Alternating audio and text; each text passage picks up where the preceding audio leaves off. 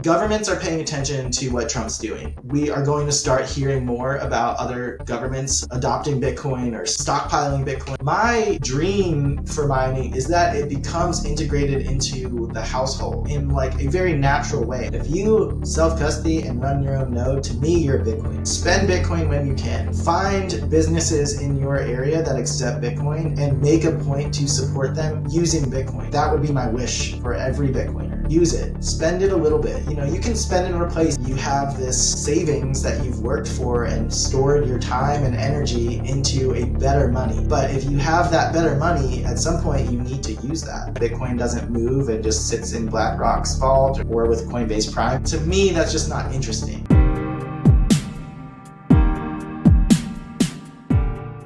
You are in touch with a lot of people and you do a lot of great work at Bitcoin Magazine.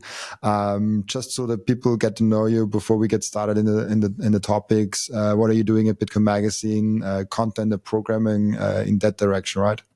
Yeah, so I first started with Bitcoin Magazine in 22 as an editor. I was a junior editor working on the media side of things. So we had a ton of articles coming in from plebs all over who would submit an article and I would edit it and then publish it online. And actually, that's how I got my start in the Bitcoin industry. I was writing articles for Bitcoin Magazine, and then I got hired on to help with the content. And then from there, I moved over to the conference side of things. So right before Bitcoin Amsterdam in 2023, I started working on the programming with that team and really inviting the speakers and coordinating the panels and talks and things like that, all the scheduling, all the communication with those folks. And I've been doing that since 2023. So in 24, we had a Hong Kong event. We had our Nashville event with many big speakers. It's the biggest Bitcoin event in the world. We all had our Amsterdam event. And then most recently, we had an event in Abu Dhabi, Bitcoin MENA.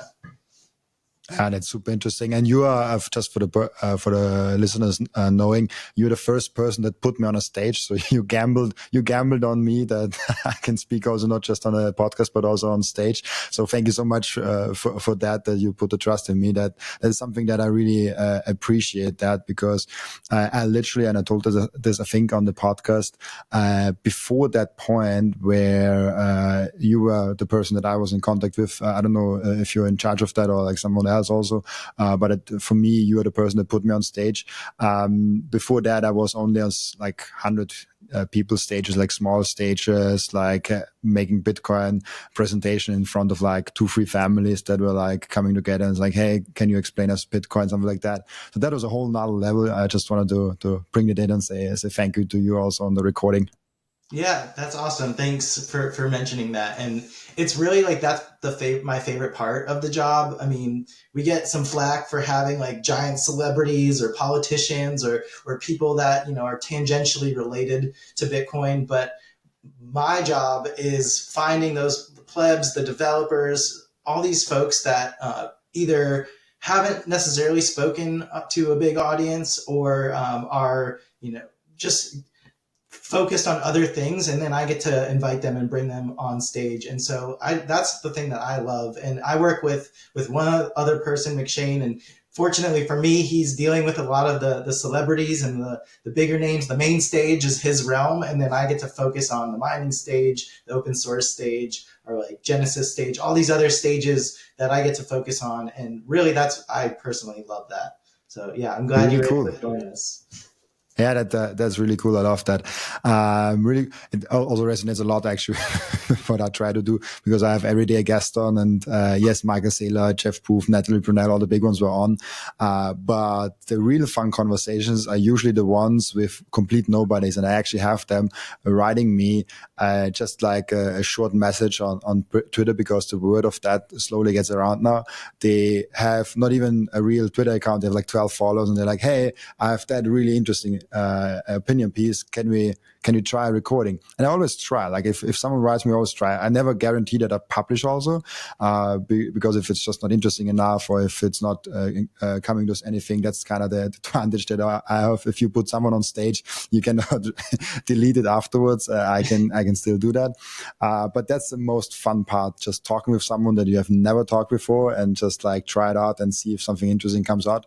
And there are some really interesting guests that came out and were extremely successful also with like just the numbers of the podcast. So that's the most exciting part of the work. Obviously, it's a huge honor, and obviously it's a huge excitement for me if I can talk with Michael Seyr in person in Prague and have him on my podcast for like 1.5 hours. That's amazing. But that's a different kind of excitement, a different kind of fun, because most of the days I don't have Michael Seyr on. And it's a lot of fun talking with people that are not as known in the public scene, I guess. Yeah, it's so interesting because the content on a podcast is like you can really take a deep dive with one person and really go wherever the conversation leads, but also just go deep into their expertise. And for the conferences, we are trying to fit a very interesting conversation in a short amount of time with as many people as makes sense. So it's typically 3 or 4 people on stage, and getting them to have a conversation that's interesting. And so it's almost a puzzle of matching who's going to go with whom, and how to what content they're going to talk about, what subject they're going to talk about, and just it's figuring out who goes together, and then what they're going to talk about is also really fun for me. Really cool. Perfect. I think this is the perfect segue also into what you can talk really good about, as you deal with so many Bitcoiners, is like the cultural thing in Bitcoin. Let's start with that. How would you how would you summarize what a Bitcoiner is? How would you characterize a Bitcoiner? And then maybe we can later go a little bit in Bitcoin maximalism and all those things.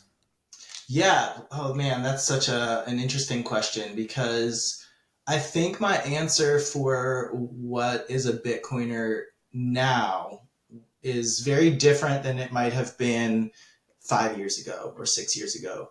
I came into this space in like the middle of euphoria in 2017. So Bitcoin was going up like a few $100s or $1,000 a day when I was getting interested. And so I thought I was a genius. Bitcoin's going up. It's going to be next money. And then within months, it crashed. And so that's when like the maximalism became very toxic, if you will. That's when like everybody was calling out any other crypto for, being a scam, being a shitcoin. It was after this ICO boom, which took a lot of money and then from people and didn't necessarily provide products that were being sold as these investments. And so really the culture of what is a Bitcoiner became like you didn't touch any other crypto. You were fervently a Bitcoin supporter. You were an evangelical Bitcoin user. And to me, I think the definition has changed a little bit more.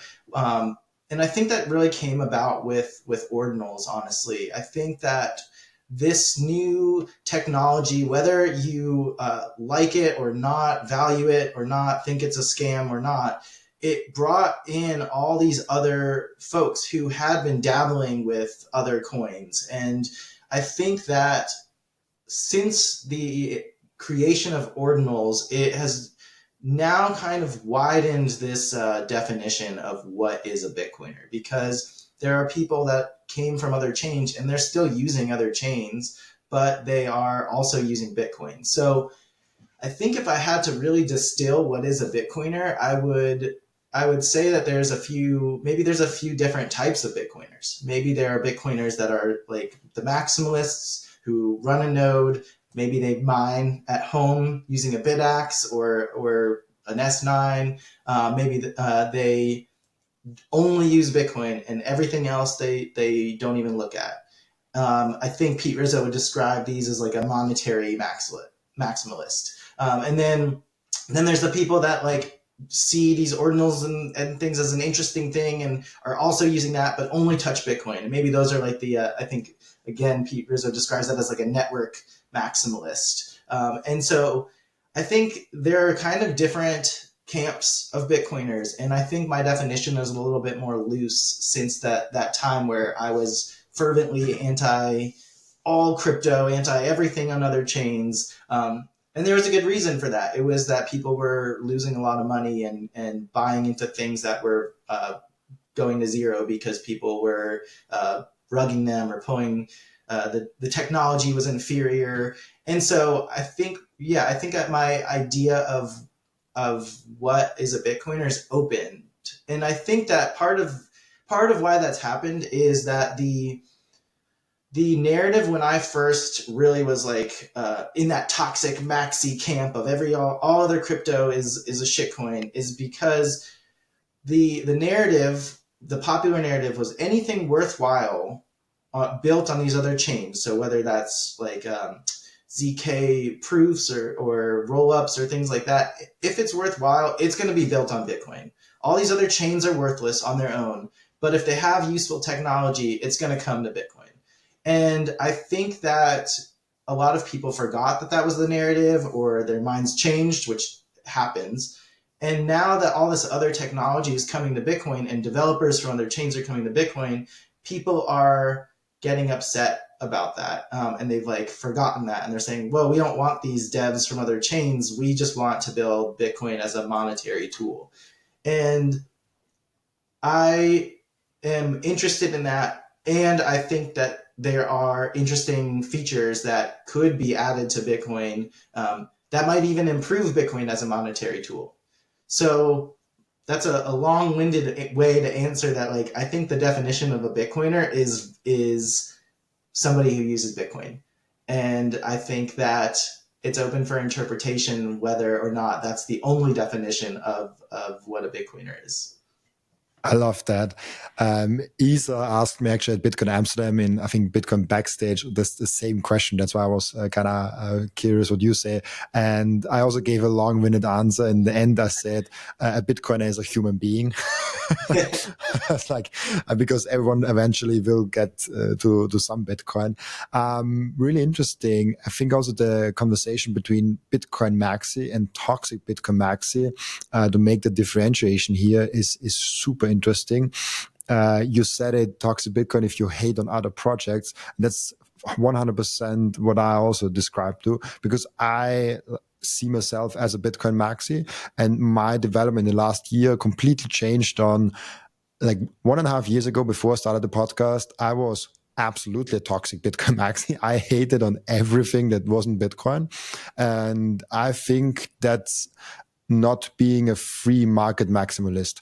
And true Bitcoin maxi, as I define it, of course, other people have maybe other definitions, is a free market maximalist where you see you adopt the thing that makes the most sense. For me, is this right now solely Bitcoin, and I focus solely on Bitcoin, but I choose not to hate on other people and on other projects, because I think that's kind of an arrogant stand to have if you hate on other projects and other stands. It's like, oh, I'm the superior guy, and this project is really dumb. That's kind of, I don't like that with anything. Even if 99% of the world would agree that 1% is wrong, I choose not to hate on other people. And with crypto, most of the projects, like I think all of the projects, are run by people, and it's not a commodity like Bitcoin.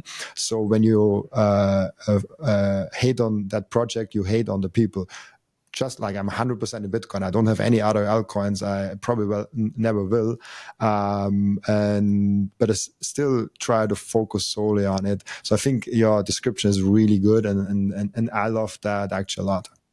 One thing that was eye-opening to me was, the toxic maximalist, who I would have identified myself as one a few years ago.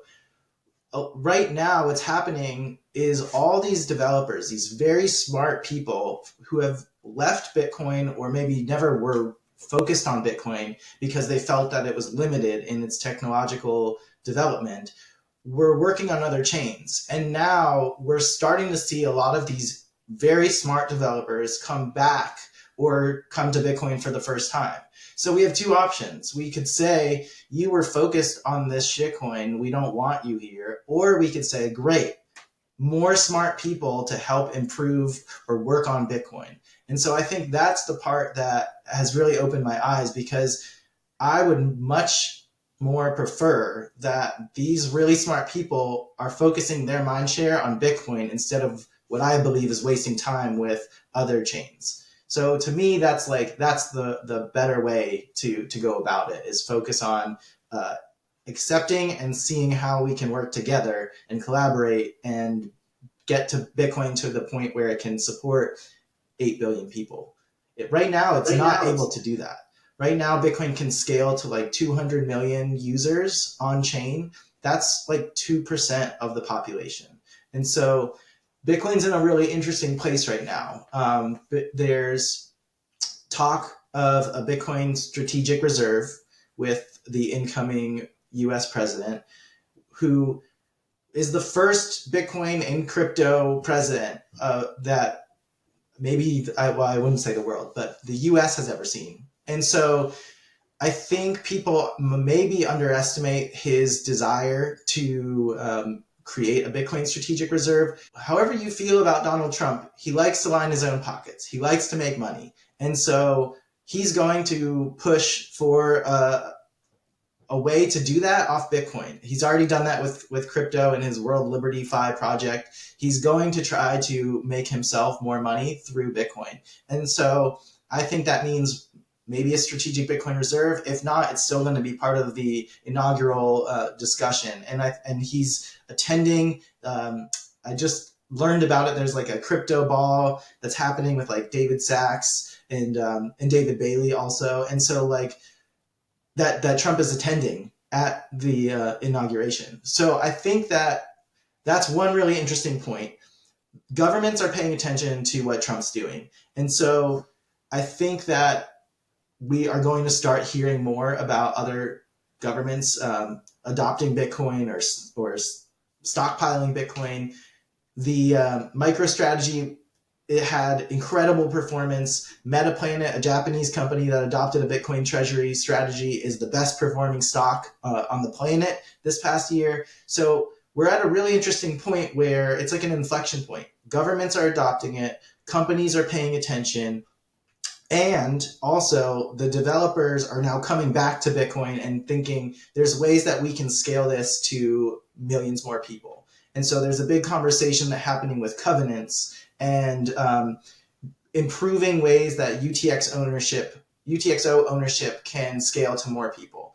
And so to me, I find this to be a fascinating year for Bitcoin. 2025 is a really interesting year because of all these things that are going on at once. And I'm not saying that there's a certain covenant proposal that should happen. There's many that are proposed, many of these opcode, these soft fork proposals that are proposed, and some have better features than others. Some work better in tandem with one another. But I think the conversation that's happening right now is it's the first time I've seen a conversation like this happen since, truthfully, Taproot was the last time there was a major soft fork, and it really only took a handful of reputable developers and reputable people in the space to say that they support Taproot, and then basically everybody got on board. And so now what's happening is there's all these covenant proposals. There's not a clear developer leader in Bitcoin Core like there had been around Taproot, and the discussion is like the developers haven't fully agreed on what is the best path forward, because it's difficult to make a change in Bitcoin. And so that's happening on one side. And then on the other side is governments are talking about adopting it. We already have BlackRock adopting it, and Fidelity and all Bitwise, all these major institutions. And so once the concern is that once governments start to adopt it, they have a monetary, financial, vested interest in keeping Bitcoin as is. Don't change it. Don't mess with the money. And so there's this pressure happening on both sides of like time pressure. We got to do this before governments adopt it. That's one argument. And then the other argument is like, well, we don't even know. You guys haven't even decided what's the best path forward. And then the other is like, well, governments are going to adopt it and we shouldn't change it at all. And so this is, to me, these conversations are extremely interesting because what's going to happen? Is Bitcoin going to stay as is and scale to institutions and not really scale to be P2P money?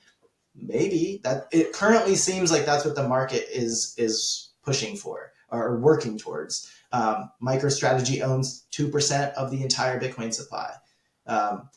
BlackRock, I don't remember the number, but they have a significant portion after the ETF was launched just last April. So the market seems like it's just going to sit on Bitcoin as a store of value, and maybe it won't necessarily be P2P currency.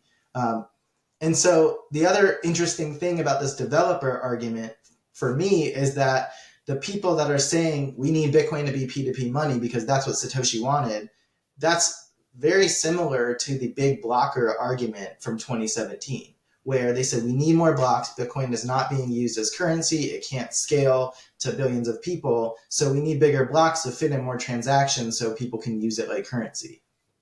So those two arguments are very similar, but the market is kind of saying, well, we just want to use it as a store of value and issue, debt against it or take out loans using Bitcoin as currency or as the collateral.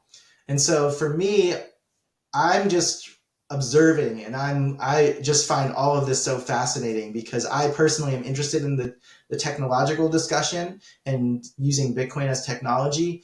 But I'm also interested in like, what's the market think? And I am not sure what the clear answer is and what's going to happen. So to me, this is just a very interesting time to be in Bitcoin. It's super interesting. How important is it for you that that a very big proportion of the world has access to the main layer, because obviously scaling can be of layer 2, layer 3, layer 4 and stuff like that. And I did an episode with Wicked about UTXO management, really in-depth one. I can highly recommend if someone is like, UTXO management, what is this? Because you mentioned it. Just Google UTXO management on my channel. You should find it. And he also talked about what he thinks, how many institutions and how many individual people can transact daily on the main chain as is. I don't remember the exact number. I don't want to say it wrong, but it was a very small number compared to like 8 billion people. And then 8 billion people plus institutions, plus companies, plus all the other things that also want to do that. How important is base layer access and can be the same peer-to-peer electronic cash vision be achieved maybe with a layer 2?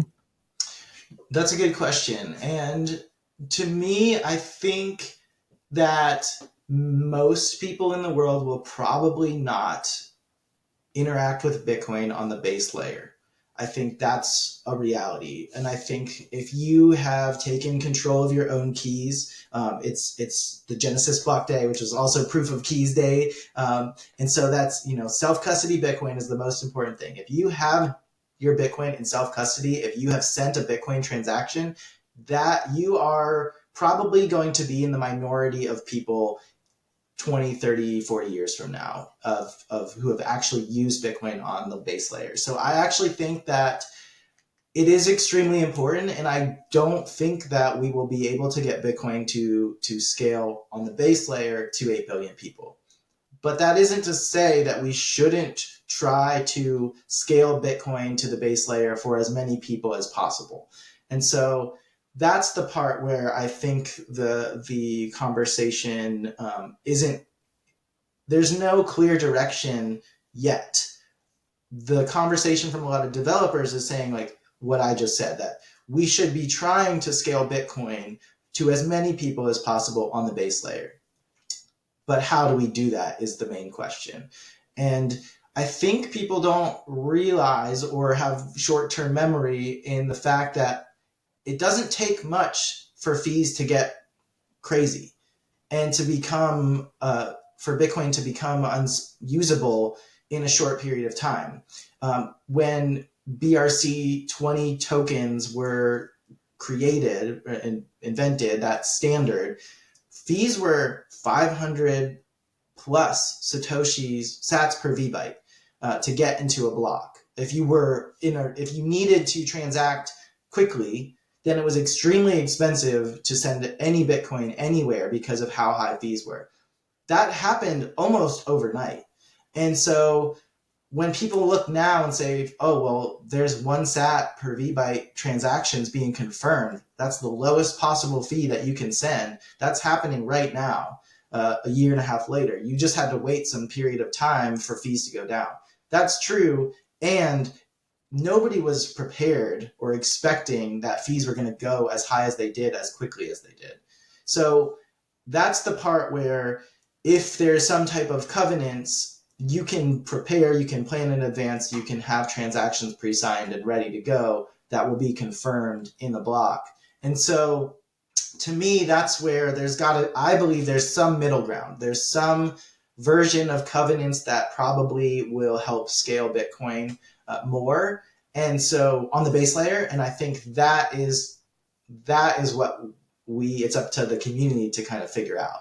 That's a good point. Yeah, it will be an interesting discussion, especially with every day that goes on. More people are on the table and discussing with each other on the potential future of Bitcoin, which is also an interesting dynamic where it gets more and more stable in the development, but it also gets more difficult to move Bitcoin in one direction or another, which is an interesting thing. For me, also scaling is interesting when we look at the Lightning Network and Liquid Network. There seems to be also like many different solutions, because we always talk like, okay, main layer scaling versus like layer 2 scaling. But even in layer 2 scaling, there are so many different avenues you can go through. Everywhere I now paid in Bitcoin was always with Lightning. I never paid anything on chain. I got paid on chain multiple times, but only from the sponsors and stuff like that. But I never paid in on chain. I only paid with Lightning.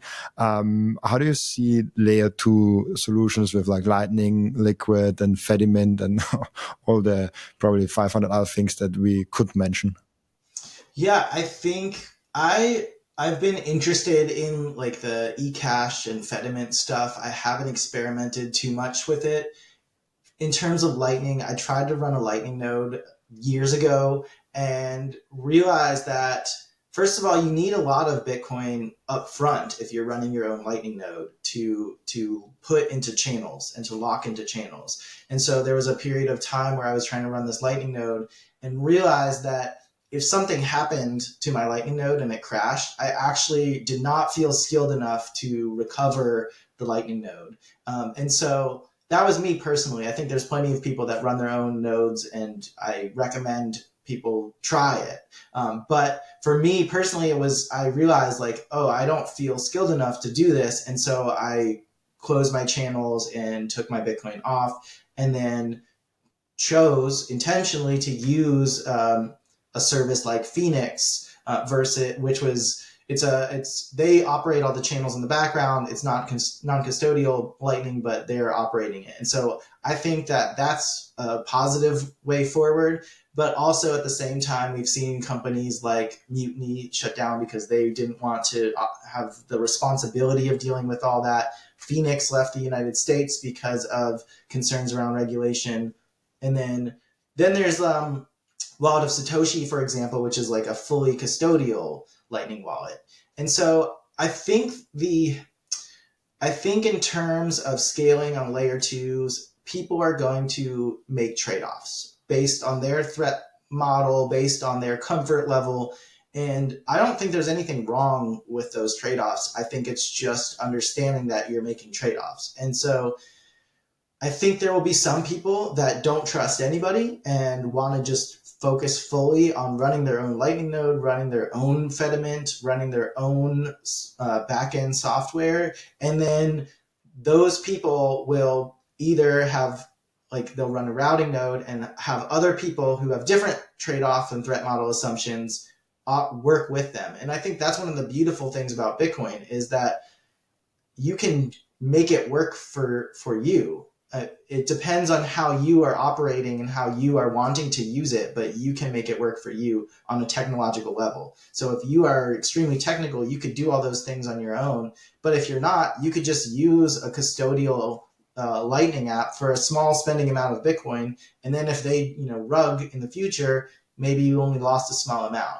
So I think scaling is going to be different for different people, and even different communities. So, for example, I went to Bitcoin Jungle in Uvita, Costa Rica. I highly recommend everybody go and check it out. That Bitcoin community, there's a couple of developers who created a Bitcoin Jungle app. It's a custodial Bitcoin app, but a ton of people in the town use it. And then, but they encourage you to take self-custody. You can remove your Bitcoin from there.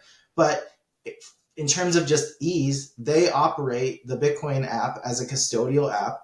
And there's a ton of vendors in Costa Rica, not just in this Bitcoin Jungle town in Uvita, but all over the country where you can go and spend Bitcoin and remove it from there when you want. So there's a trusted group of people that operate this. And I think that's kind of what we're going to see moving forward, is that a lot of Bitcoiners who have been in the space for a while are going to be their Uncle Jim for their friends and community and run the apps, or hold the keys. And then people in the community who are not technical and just want to, use money without even thinking about it are going to interact with those apps in like a more custodial fashion. So I don't know exactly how that looks like with Fedimints or Lightning or custodial solutions, but I do think that there's going to be a mixture of those things. And I think people are already doing that to some extent. Nobody that I know has their entire stack on a Lightning node. You might have hopefully you have most of it on cold storage somewhere, maybe a multi-signature setup. And then you have a small amount spending that's on Lightning. And maybe that's custodial or not, but there, even that alone is a modular setup that meets different needs. Absolutely. And I, for example, only use Wallet of Satoshi because I never have more than like $50 or $100 on there. So if Wallet of Satoshi rocks me, I'm okay with that. It's like, the user experience is so easy. I don't have to worry about anything. And that's fine for me personally. I don't know if that's good for the overall development of Bitcoin. I try to not think about that, because I think Bitcoin works when the best incentives come together, like when everyone with their own incentives come together, it still should work. Otherwise, it will never be successful. And then other point is really interesting, when we all have the same protocol with Bitcoin, we all can use different clients and different apps. And it doesn't matter if I use Wallet of Satoshi and you Phoenix, we still can exchange money. Like, it doesn't matter which app we're using, as long as it's the same protocol. And that's an exciting future, because there's an area. I have a funny story about that, actually. So I went to Portugal with my family to do this program, and with other families, and there was we needed a car seat. And so somebody went to the store, they were already going to the store, they bought us a car seat, and they came back, and they were from Canada. And so we had this whole back and forth of like, oh, do you have Venmo? No, we don't have Venmo. Oh, do you have Cash App? No, we don't have Cash App. Oh, do you use Zelle? No, I don't use Zelle. And it was like, I just wanted to give them $20. And I fortunately had 20 euros in my wallet, but there was this huge back and forth, and I was just like, oh my gosh, Bitcoin fixes this, because it's like, wouldn't have mattered. We could have just used Bitcoin, and that would have been it. And if, most people don't even use cash anymore. So it was just fortunate that I had that money. But it was a funny experience of like, oh, there's a reason that there's like an open monetary network that is just so much better than all these other closed source apps. I partnered up with Coin Vigilante. This is the most beautiful Bitcoin timepiece that I ever saw created by anyone. Look at that beauty. I love it so much. Coin Vigilante made a perfect Bitcoin watch. That's the perfect, subtle, elegant way to go out there and show that you are a Bitcoiner. And that watch brand is Bitcoin only. And Coin Vigilante just dropped a completely new and amazing Genesis edition of their watch collections. You have the date of the first ever mined Bitcoin block in there. And of course also the block height and which epoch we are currently in. I love the level of detail they put in this masterpiece. And make sure to check out those amazing Coin Vigilante timepieces down in the descriptions. I love those watches so much. If you watch or listen to my podcast on a regular basis, I guess you already bought some Bitcoin. And now the most important step is to keep the Bitcoin. Keep them secure in a hardware wallet. My personal recommendation for hardware wallet is the BitBox. It's super secure. It's simple to set up. It's also a perfect gift for a friend who has still their Bitcoin on an exchange. And you can get a 5% discount with the code Robin at the checkout. Visit bitbox.swiss/Robin to get your BitBox. And the next step is to really level up your sovereignty as an individual. You have to have the most secure self-custody setup. You have to secure your own devices. You have to protect your privacy. You have to set up an inheritance plan. And depending on where you live, you even want to have a plan B, a citizenship where you can move in case something goes really wrong. And through all those steps, the Bitcoin way is guiding you through step by step. And if you visit thebitcoinway.com/partners/Robin, you even get a 30-minute free call to find out how you can level up your sovereignty. It's the same thing. Coin Vigilante, an American company, is one of my sponsors. They are from America and they operate in US dollar. I'm in Europe. It's euros. And even there, where two Western banking systems come to each other, both work very well within them. But if you want to exchange from there to then, you have to give a lot of like routing numbers and numbers that I never heard about. Yeah, and there's a lot of all of a sudden fees involved in that also. Way higher fees than on the Bitcoin main chain, by the way. And then we just said why should we try with fiat? Let's just do it with Bitcoin. And it was super. It was on a Sunday evening, and we just did it, and it was like, that's perfect. Like that's how it should be. And this was one of my first really real use case moments where I saw the power of one protocol. Yeah, that's a great point. You also talked, speaking about that, about the Genesis block, how today is the birthday. For people that might be confused, like today is the 3rd of January, and I will post that a few days later. So if that's published and you're listening, today is not the Genesis block day, just to not confuse people. But is that are you considering, first of all, for people that don't know about that, what is that? And then do you consider that as the real birthday of Bitcoin, or is maybe the white paper day also the real birthday? Or what do you consider as the real starting day of Bitcoin? Well, so this is interesting because partially in preparation for recording this podcast, I reached out to a couple people because I had been familiar with the fact that Satoshi had created this block on January 3rd. I would consider January 3rd to be the birthday of Bitcoin compared to the white paper day, because it's actually the time where the anchor to the Bitcoin blockchain was created.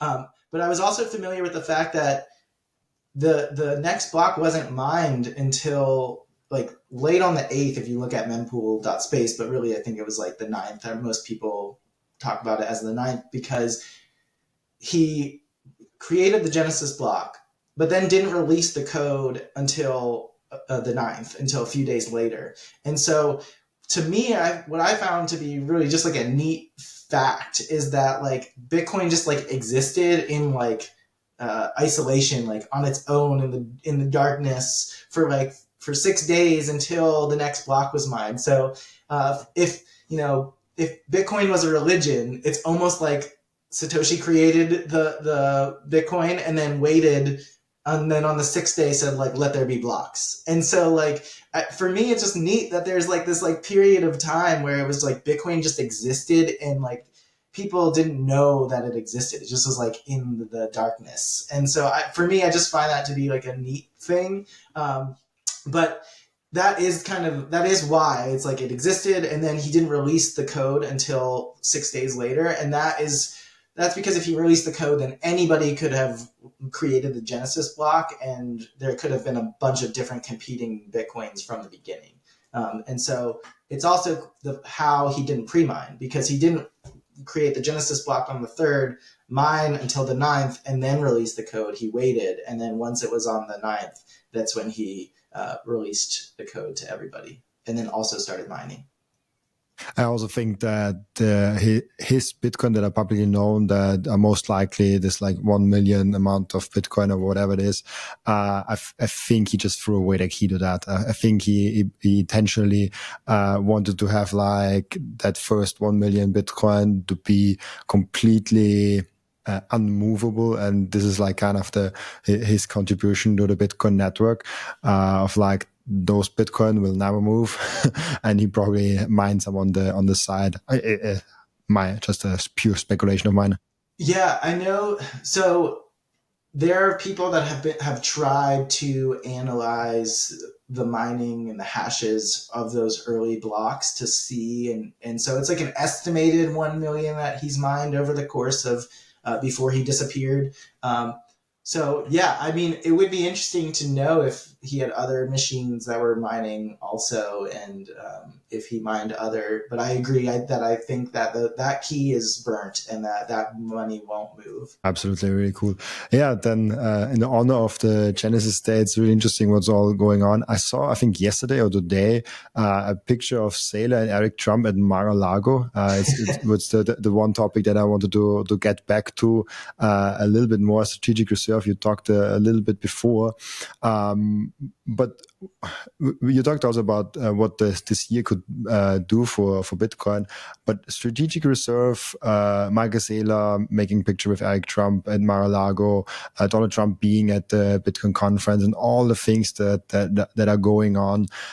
What will that do for Bitcoin? And maybe also a second one, what will that do for the US dollar if America actually seriously starts buying Bitcoin and maybe strengthening the US dollar with that? I think Seyr also talked about that on one podcast publicly, that he wants to advocate for the reserve buying Bitcoin, but I could be wrong about that. Yeah, wow. This is a rabbit hole on its own for sure. So I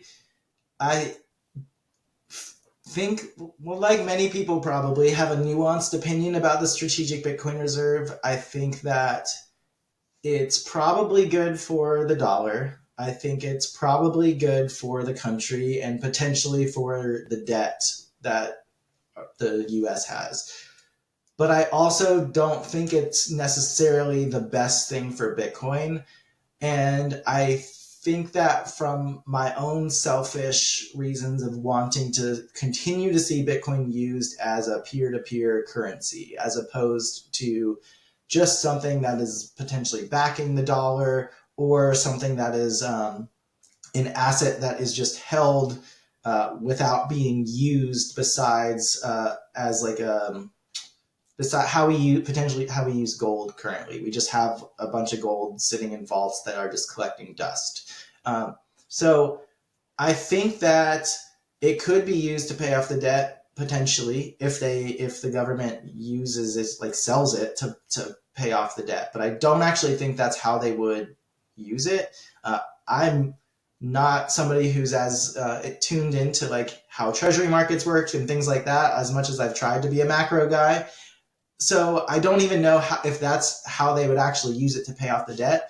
My main concern is stable coins being used to strengthen the dollar in a way that furthers dollar hegemony, because currently the dollar is used to fund wars. It's people have to pay taxes in the dollar, and it's in my opinion, as a tax-paying citizen of the United States, I don't think my tax dollars are going to where I would like them to go, considering I have to pay taxes. So I don't necessarily think the strategic Bitcoin reserve is like a positive thing.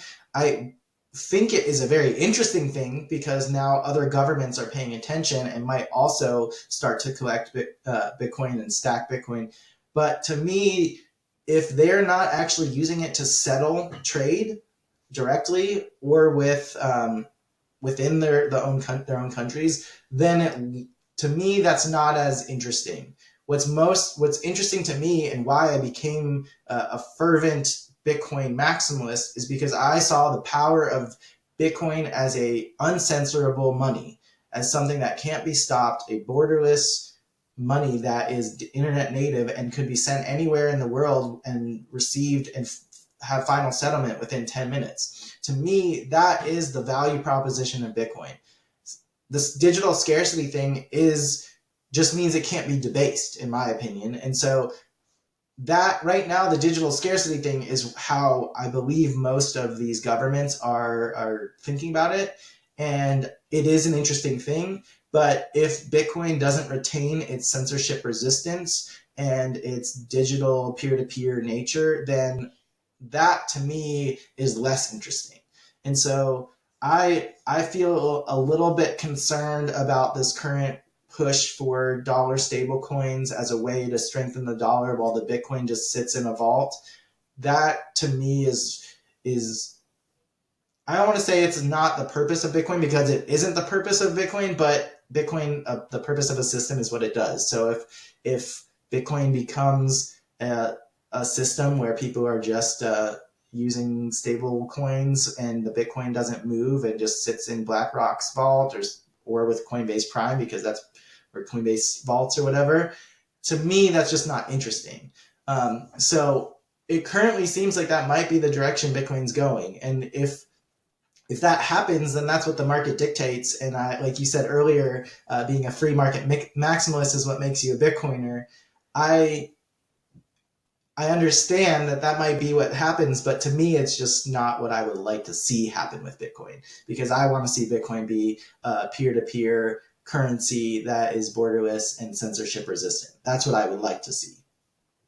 There's even an additional argument towards that, and I actually made that today on a guest appearance on another podcast, the Bitcoin Journeys, where I said, if we actually have this crazy 2025 and we have USA making strategic Bitcoin reserve, if America does it this year, it's almost impossible. Or let's say that it is very likely that a lot of other countries are also doing that. Like 5, 6, 7, maybe 10 other countries are doing that, and it could snowball in a domino effect where nations all of a sudden buying Bitcoin. We saw that with MicroStrategy. Like MicroStrategy in 2020 was the first company. There are many companies now that publicly traded companies that have Bitcoin. That snowballed in 4 years really, really fast. If the same thing happens in the next 4 years with nations, the price will run away like really fast. Mm-hmm. Like the 100,000 will really fast look very, very cheap to everyone. And that's maybe good for people that have now a lot of Bitcoin or are already kind of satisfied with their stack. But and that's very selfish of me, but I'm a 26-year-old guy. I want to have as many Bitcoin as I can. From my perspective, I don't want the USA to buy Bitcoin. I want them to not buy it. So I and many other plebs have the chance to buy as many Bitcoin as possible in the next years to come. And then slowly, like Bitcoin will anyways, I think we are at a point where Bitcoin is kind of inevitable. There has to be like a black swan event that is not inevitable. So in that event, it should be that we have a longer chance to accumulate from that perspective. And then also, as you said, and I'm really curious what you say about it, because you said you don't like that direction, but do you see it maybe even as a threat to Bitcoin when we have a lot of big corporations buying all the block space on the main layer, and they are kind of the future new banks? Like then we have maybe less central banks, but we still have those big, huge banks sitting on the main chain, and then just a few.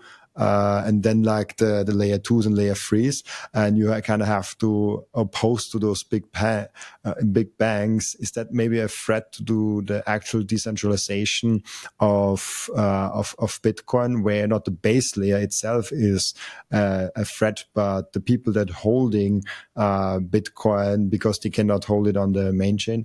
I don't know if my explanation now made sense. Yeah, no, I understand where your question is coming from. So I think that it's not a threat to Bitcoin because Bitcoin is anti-fragile. I think, is it a threat to the Bitcoin I would like to see? Maybe. But I think Bitcoin's going to continue operating. The blocks are going to continue being found and mined. I think the base layer will still be able to be transacted upon, but but maybe that means it's like you said, like there are these banks where they are the ones issuing either dollar-based stable coins with Bitcoin being backed by them, or maybe even not backed. They're just issuing dollar-based stable coins, and people are using the stable coins instead of using the Bitcoin itself. So is it but then, if you have Bitcoin that you have self-custody, maybe you can still be using it on the chain, paying the probably expensive fees to do so.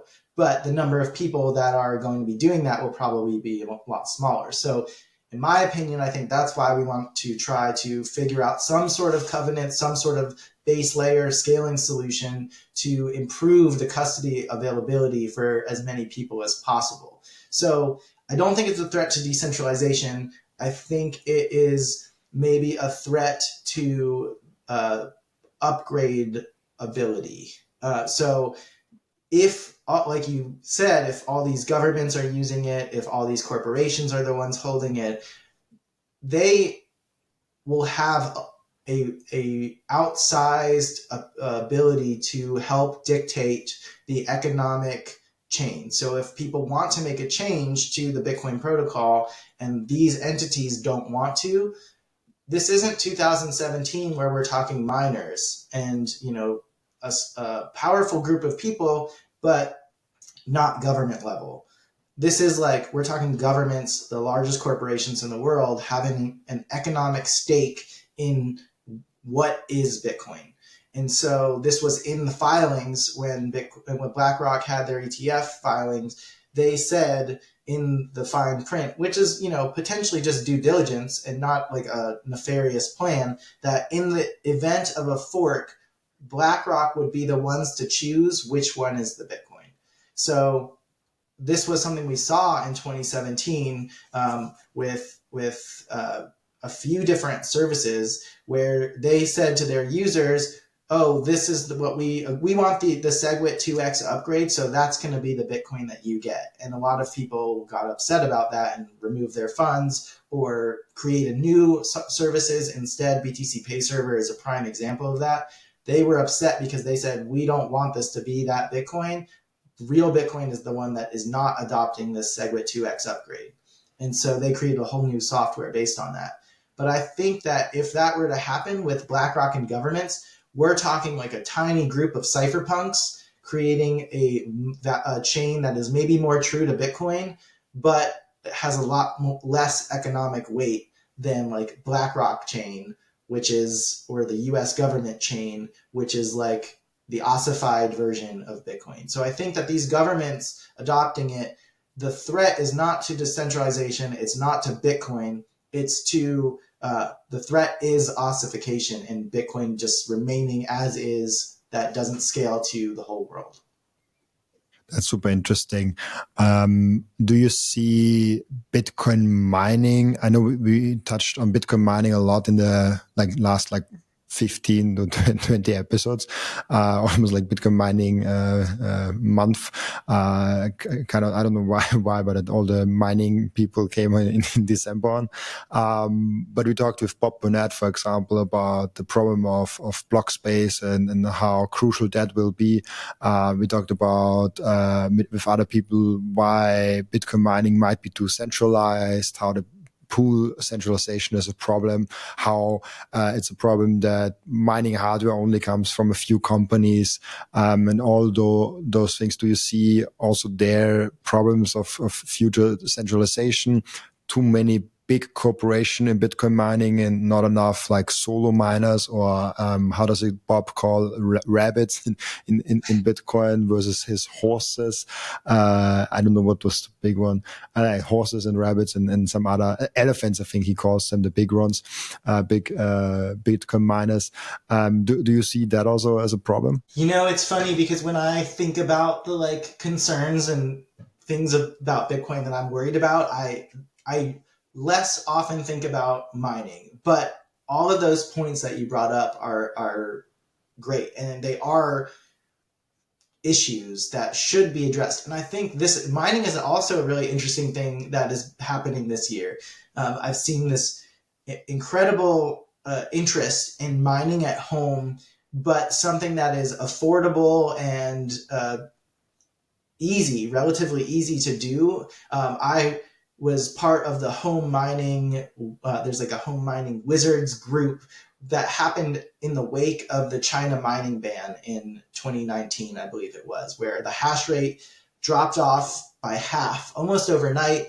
And a lot of those machines made their way to the US. And then it became this really rabid home mining interest to mine at home using a fully industrial machine in your house, which requires soundproofing. It requires special electrical wiring, and it's really loud, and it puts off a ton of heat.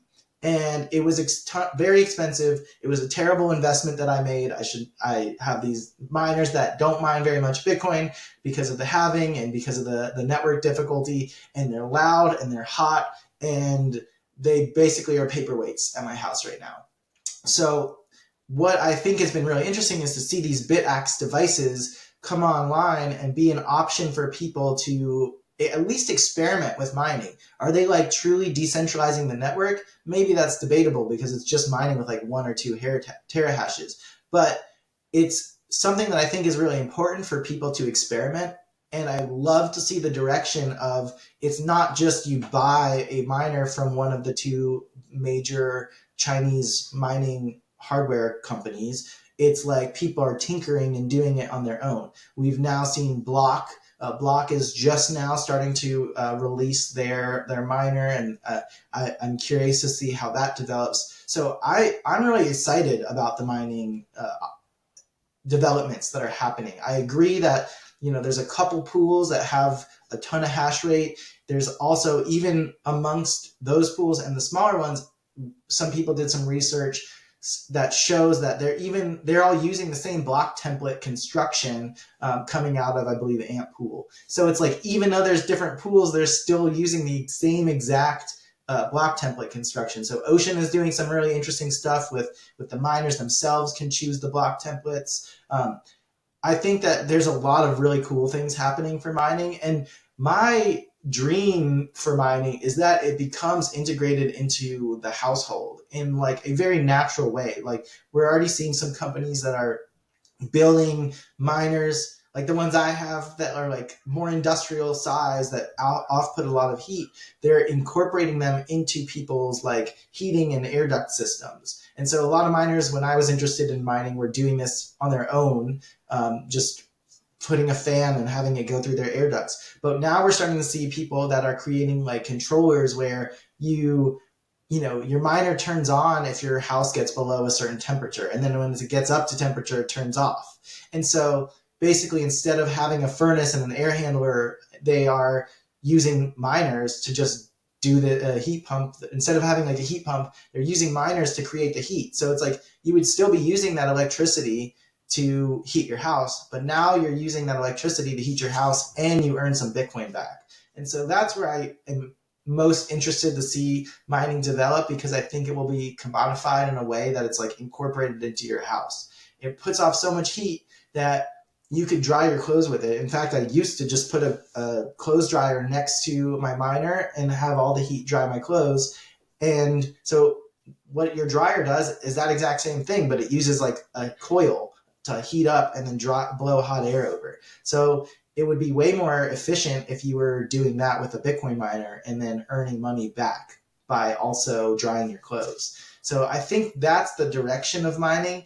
And if we see that happen more along with the block template construction being put in the hands of the miners themselves versus like a pool, then I think we will start to see better decentralization, better practices, that censorship resistant practices as well. And I think that is, to me, the interesting developments that are already starting to happen with Bitcoin, but I would love to see that further. Oh, one other really cool mining development that I saw and I've thought about a lot, but I don't have solar power, is that some people that I've seen with solar power, when you create excess solar power and you have to sell it back to the grid, otherwise, or put it in a battery, which is difficult to store energy. And when you sell it back to the grid, they charge you, or they pay you, but they pay you like a fifth or less of what the energy is worth, what they would sell it to you for. And so something I've seen is people that generate excess solar use that to mine Bitcoin. They earn some money instead of being, rugged by the electricity company, the energy company. They're actually earning some Bitcoin with that excess energy. And then as soon as they net out at zero, it shuts the miners off. So that's another interesting development that I've seen. And I think we're just going to see more and more of those with regards to mining. That's super interesting, and we already had a guy from BitX on, and we also talked about Ocean, and it's really interesting conversations there, because we kind of have to bring the decentralization more and more into Bitcoin mining, and really make sure that we are the most decentralized. I think decentralization is a little bit like security, where you can never have 100%, but you can be as close as possible to perfect. But there will never be the 100% thing. They're really, really good points. So for me, the summarization is like, buy as many Bitcoin as you can, so you have access to the main layer in the future also, even if other people get priced out, and educate as many people as you can. I think the education part is really crucial, to educate people and to get the point across. And I think you're doing a fantastic job with putting the programs together. Maybe one more question. What is for you the most crucial point in Bitcoin education? Or differently asked, if you had one wish to all Bitcoin educators, like what would you wish for? What would I wish for? I think just in terms of Bitcoin in general and like Bitcoiners in general, I would wish for everybody to self-custody in some way. So that's been a big conversation recently of is self-custody appropriate for everybody? And I think that has different meanings for different people. So maybe that means you have your Bitcoin stored in a single signature hardware wallet, or maybe that means you're using a service that allows you, a collaborative custody service where they hold a key and you hold a key, or you hold two keys. And so they're kind of there as like a backup for you. But I think self-custody is the most important thing for Bitcoiners. So I would wish all Bitcoiners to self-custody. I think the next thing I would wish for is for all Bitcoiners to run a Bitcoin node. It's never been more easy to do that. There's a ton of products that you can just plug and play, and you just connect it to your Ethernet, and then you can run a Bitcoin node and connect your wallet to that to verify your own transactions. To me, those are the most important things of being a Bitcoiner. So kind of going back to like, what is a Bitcoiner? If you self-custody and run your own node, to me, you're a Bitcoiner. I think that there's a follow-up, which would be, if you can experiment with mining, I think that's a cool way to kind of see how the network works on a different level. So now it's easier than ever also to do that with like a BitX or something. So I think those are the three things. In fact, I actually wrote an article for Bitcoin Magazine, I think it was in 2021, about all of these different things. And that article is clearly outdated, but it talks about self-custody, running a node, and mining Bitcoin at home. Those are my biggest wishes, but also my wishes for all Bitcoiners is to use Bitcoin more than just hodling. Hodling is using your Bitcoin. I'm not going to say it's not a use, but interact with the network. Spend Bitcoin when you can. Find businesses in your area that accept Bitcoin and make a point to support them using Bitcoin. Some of them even give you discounts if you pay in Bitcoin. I live in a mountain town. It's not a huge tech area, but even here I was able to find a doctor, an osteopath. So it's a kind of alternative doctor. And I chose to go to him because he accepted Bitcoin as payment. And so just showing him that there are people that will use this as currency, I think is a very valuable thing. And so I think that would be my wish for every Bitcoiner. Use it, spend it a little bit. You can spend and replace if you feel like you don't want to spend it, but we're here to improve our lives using Bitcoin as savings technology. But sometimes you need to use your savings. And so I think that is just a really important aspect, because there are people that say, never sell your Bitcoin, never sell your Bitcoin. And to me, that takes away from why we're here, which is like, we're here for monetary revolution. And I think that is like, you don't have a monetary revolution without using money. And so if you're using Bitcoin, then that's like, you're reaching the goal. Absolutely. Never sell, but spend them. That's kind of... Yeah, the end result isn't necessarily getting more fiat. The end result is like, you have this savings that you've worked for and stored your time and energy into a better money. But if you have that better money, at some point you need to use that. Yeah, it's a powerful message, and I sometimes have the retirement topic, actually a pretty popular topic also on my channel in Bitcoin. And the main message that I think we discuss on all of those episodes is you want to avoid dying with the biggest Bitcoin stack you have ever seen. Like you should also have some fun. You should also use it. You should also create something, put it in the community, like whatever, like if it's building a business or just like spending on your family, helping other people in need, like all those things are amazing things to do. Don't just die with a huge stack. Yeah. I mean, like what's nice about Bitcoin is it lowers your time preference, but it shouldn't lower your time preference forever, like to the end of your life. It should lower your time preference so you can actually improve the quality of your life. Go on a trip with your family, like sell the Bitcoin and go on a trip with your family. Sell the Bitcoin and buy a car if you need to. Like, you shouldn't just drive around. There was somebody who posted a picture of like their completely bald tire saying like, oh, show me you're a Bitcoiner without telling me you're a Bitcoiner. And it's like, well, it's not going to, having a big Bitcoin stack if you die because your car tire is bald is not going to like help you out. So like, buy some new tires, sell some Bitcoin, buy some new tires. Yeah, it's also like the completely destroyed underwear. I'm like, hey, like buy some quality underwear. You're not doing yourself any good. Yeah, you're not going to get a girlfriend with a big Bitcoin stack and holes in your underwear. Get some new underwear, then you'll get the girlfriend. Absolutely. Yeah, really cool. At this point, I also want to note one thing. I know it's still quite a while, but May is coming sooner than some might expect. And you're doing the programming there at Bitcoin Magazine, also for Bitcoin 2025. I will be 100% there. I'm already booking my flight there. I'm really looking forward to Bitcoin 2025. It also will be my first time in Las Vegas. We'll enjoy that also. maybe a few days before that. Will be fun to see.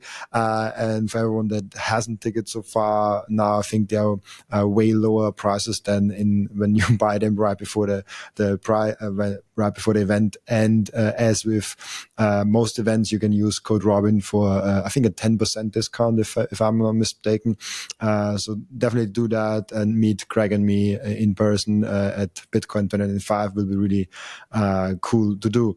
One question that I asked each and every one of my guests is, what can we learn from you besides Bitcoin? That's a question most guests actually take like a minute to think about.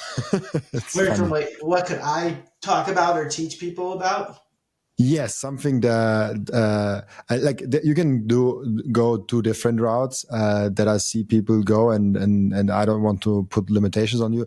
Either one thing that you can teach people about that has nothing to do with Bitcoin, or one thing that we actually can learn from you as a person that has nothing to do with Bitcoin. So people choose either that or the other one on that question. Is really fun to see. Yeah, well, I don't want to be arrogant and say that like people should learn or I could teach people like something from the way that I live, but um, I was a former educator. I used to teach elementary school in second grade, and in terms of like my lifestyle, I've really focused a lot on family, and so I have two kids and another one on the way, and I don't want to say that like I'm the best parent by any means, but like to me, that's been a big focus of my life more recently. And I think that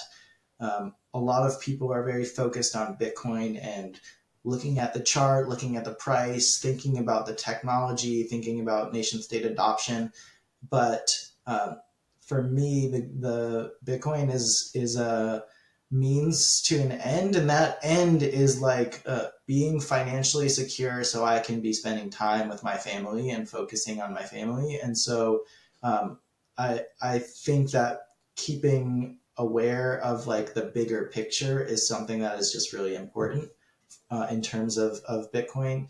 But like personally, what I think I could talk about on a different type of podcast is like music. And I used to really go to see like concerts all the time, and so that includes like the bands like Grateful Dead and Fish, so like jam bands, where I would like travel around and like go to these concerts. And so like if something I could just like go on and on about is like music and events and musicians and things like that. I'm not a musician personally, but that's like one of my interests, and I would love to talk to people about that. And that's actually part of my like Twitter handle is like Bitcoin fan with a PH, and Fish fans. The band Fish is spelled with a PH, and so that's kind of where that came from. So that's something that like I could nerd out on for a while.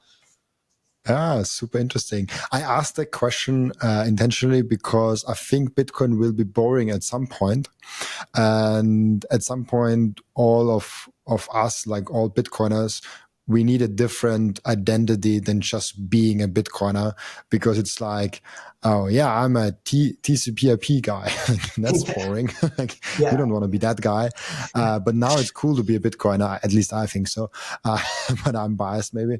But I think at some point it will be very boring to just be a Bitcoiner. You have to get something more to your identity. And I got to know that actually Bitcoiners have a lot going on besides that. And I kind of want to uncover and discover some of those identities and some of those things next to it. And for example, for Lisa Huff, that was really funny because I asked her that question. She answered with parenting, actually, and that she's also talking about that at BitBox Boom. And then the second round with her, the second episode I did her, we only talked about parenting, a whole episode around parenting. And the Bitcoiners loved it because it was two Bitcoiners talking about parenting. And I think we named Bitcoin like 3 times an episode. This episode probably has like 50 times Bitcoin or like 100 times Bitcoin in them. So I think that's really important that we develop other identities Yeah. next to Bitcoin also. Totally. I have a feeling that your guests wouldn't love an hour long episode of me talking about fish, but that's just my own personal belief. But like in terms of like topics and things like that, I mean, one thing I love about Bitcoin events and hanging out with Bitcoiners is often the conversation is rarely about Bitcoin. It's about life and just being with other people that have a shared value system. And to me, that's why I love going to Bitcoin events. Bitcoin 2025 in Las Vegas is going to be awesome. It's going to be our biggest event yet. It's going to have some of the biggest speakers, some of the most interesting people, and on just like a ton of phenomenal developers and cultural icons, artists, all these people in this space. And so I think that like coming to that event is going to be potentially life changing for some people. I actually just saw a post last night where somebody talked about meeting their now fiance at Bitcoin 2023. And then, so it's like, come to Bitcoin 2025, you might meet your soulmate. So I think that like coming to in-person events are just like life changing. And so I'm really looking forward to hanging out with you. We didn't really get to hang out in Abu Dhabi, but I'm hoping we can actually drop in and hang out a little bit in Vegas, and I'm looking forward to seeing a ton of people there. Will be super fun. Is there anything that you can share with us that you can already say about the event? Any names that you're really excited about and stuff like that? Yeah. So currently, all of the speakers that we have onboarded or who are confirmed speaking at the event are on the website. Like we often will like drip them out and like kind of slowly announce, but currently you can find all of them posted online. So one that I'm personally really interested and excited by is John Perkins, who is the author of Confessions of an Economic Hitman. And that book, I believe the original one came out like in maybe it was, I don't even want to guess when it came out. I don't remember exactly, but I read that book in I think 2013 maybe, and it really prepared me to be a Bitcoiner. I didn't get into Bitcoin until later, but that book came when I read that book, it really prepared me to be a Bitcoiner. And Alex Gladstein's most recent book, Hidden Repression, also references that book. So I'm really excited for that author.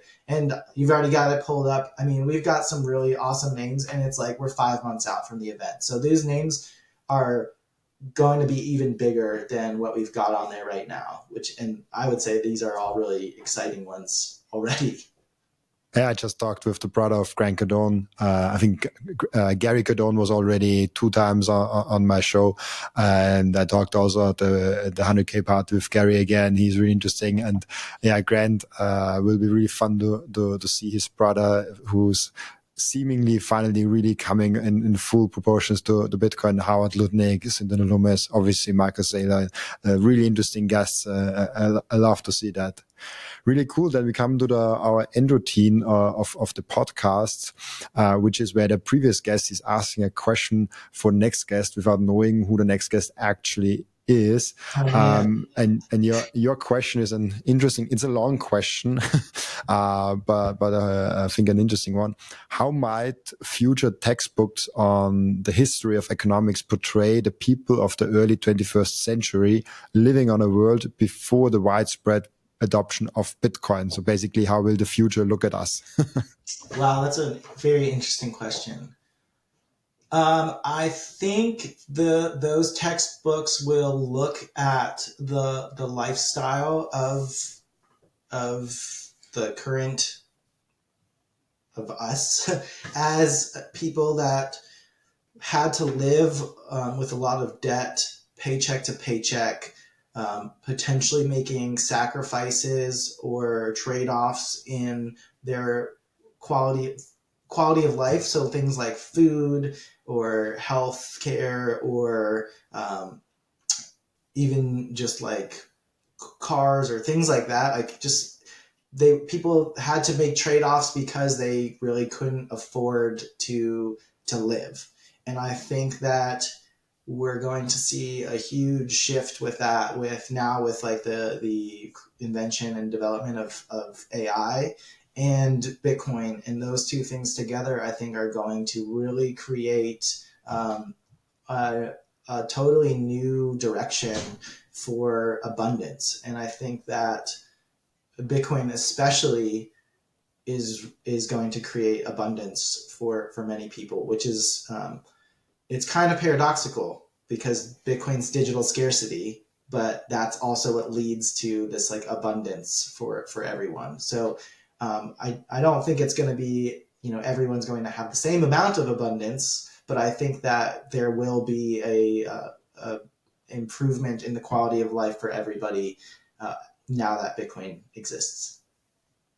That's I think a great look, really cool. Yeah, thank you so much, Greg, already for being on the show and contributing to this podcast. Also, thank you so much for everyone that is watching and listening, for joining us today. As always, I'll be back tomorrow with another episode. Bye bye.